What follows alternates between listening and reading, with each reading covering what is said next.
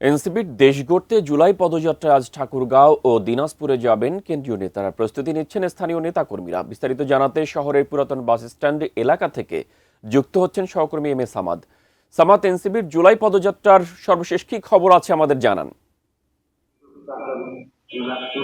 1 জুলাই থেকে এনসিপির যে জুলাই পদযাত্রা অর্থাৎ দেশ গড়তে জুলাই পদযাত্রা তারা গণঅভ্যুত্থানের প্রথম শহীদ আবু সাইদের কবর জিয়ারতের মধ্য দিয়ে শুরু করে। এই ধারাবাহিকতায় রংপুর বিভাগে যে কয়েকটি জেলা রয়েছে সেই জেলাগুলোতে তারা পদযাত্রা করে এবং বিভিন্ন জায়গায় যে সভা সেগুলো তারা করে।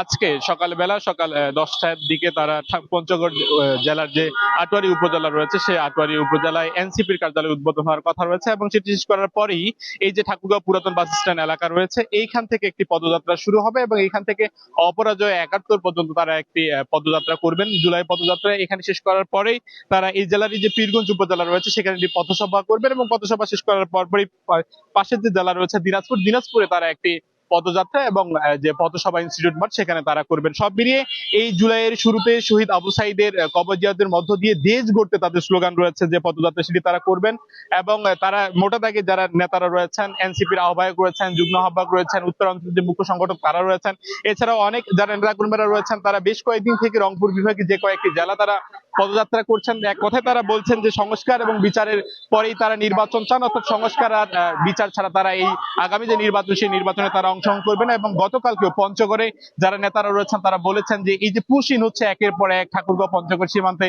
যাতে করে আর কোনো পুশিন না হয় এবং পুশিন ঠেকাতে তাদের যে সকল কর্মসূচি তারা সেই কর্মসূচি বাস্তবায়ন করবেন। এছাড়াও তারা বলছেন যে এই যে তাদের 64টি জেলা তারা বিচরণ করতে চায় এবং বিচরণের মধ্য দিয়ে তারা জানতে চায় যে গণমানুষের প্রত্যাশা কি এবং সাধারণ মানুষ এবং দেশের যারা প্রত্যেকটা প্রত্যন্ত গ্রাম অঞ্চল পর্যন্ত এবং শহর থেকে যারা বসবাস করেন তারা আগামীর বাংলাদেশ এবং নতুন বাংলাদেশ কিভাবে গড়তে চায় এই প্রত্যাশাটুকু তারা জানবার চেষ্টা করছেন এবং এই পদযাত্রার মধ্য দিয়ে তারা নতুন বাংলাদেশ গড়বেন এবং নতুন যে আগামী যে নির্বাচন রয়েছে এই নির্বাচনের ইস্তেহার তারা তৈরি করবেন, এমনই তারা নানান ধরনের বক্তব্য তারা দিচ্ছেন। তবে মোটা দাগে তারা বলছেন যে আগামী যে নির্বাচন এই নির্বাচনে তাদের যে টার্ম এবং কন্ডিশন রয়েছে অর্থাৎ বিচার এবং সংস্কার এই দুটি ছাড়া তারা আগামী নির্বাচনে অংশগ্রহণ করবেন না। এবং আজকে এই ঠাকুরগাঁওয়ে যে পদযাত্রা হবে এবং যে পথসভা রয়েছে এই পদযাত্রা এবং পথসভাকে কেন্দ্র করে যারা নেতাকর্মীরা রয়েছেন স্থানীয় পর্যায়ে তারা কিন্তু বিভিন্ন জায়গায় এসেছেন এবং আমরা দেখেছি ঠাকুরগাঁও সরকারি বালক উচ্চ বিদ্যালয় বড় মাঠে তারা কয়েকজন সেখানে সমবেত হয়েছেন, অপরাজয় 71-এ কয়েকজন সমবেত হয়েছেন এবং এই যে পুরাতন বাস স্ট্যান্ড এলাকা এখানেও ধীরে ধীরে যারা নেতাকর্মীরা রয়েছেন তারা কিন্তু আসা শুরু করেছেন। তারা বলছেন যে